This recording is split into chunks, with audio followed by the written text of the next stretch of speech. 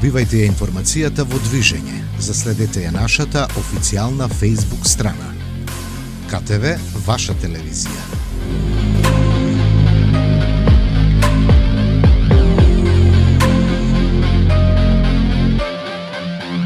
Станува збор за скулптура која што ја поставуваме на плоштадот во Кавадарци, која што го представува и слави гроздот. Грозјето како едно од најзнаменитостите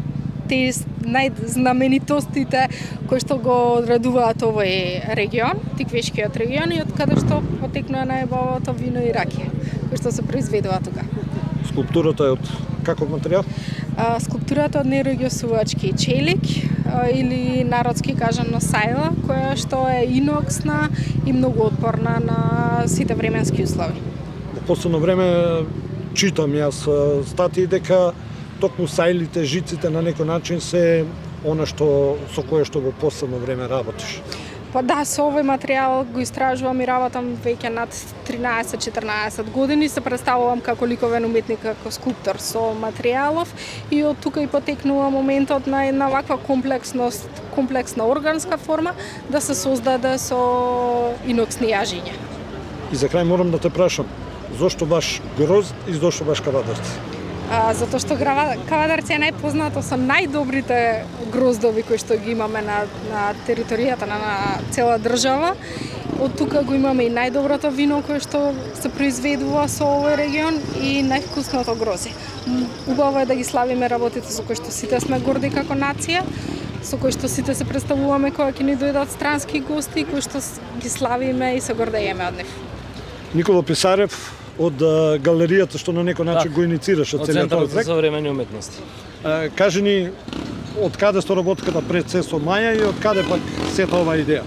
Значи, Центарот за современи уметности веќе подолго време, секоја година прави 2 до 3 вакви скулптурални инсталации, ние ги викаме, од овој тип во разни градови и места низ Македонија, истражувајќи го локалниот контекст. Значи, она што е локално препознаено и она што може да се преточи во уметничко дело, а луѓето лесно ќе го читаат, ќе го разбираат и ќе осеќаат некаква блискост со самото уметничко дело.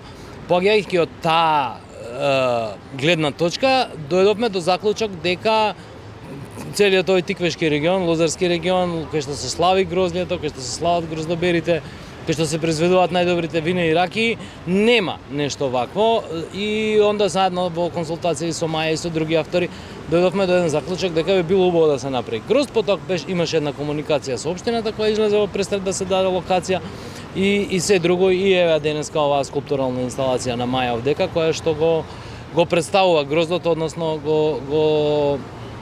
го слави лозарството од една страна, меѓутоа од друга страна дава едно уметничко дело кое што е препознаено од страна на локалното население и на тој начин практично сега и таа култура се развива на култура кон уметноста во јавниот простор, кон скулптурата и кон визуелните уметности.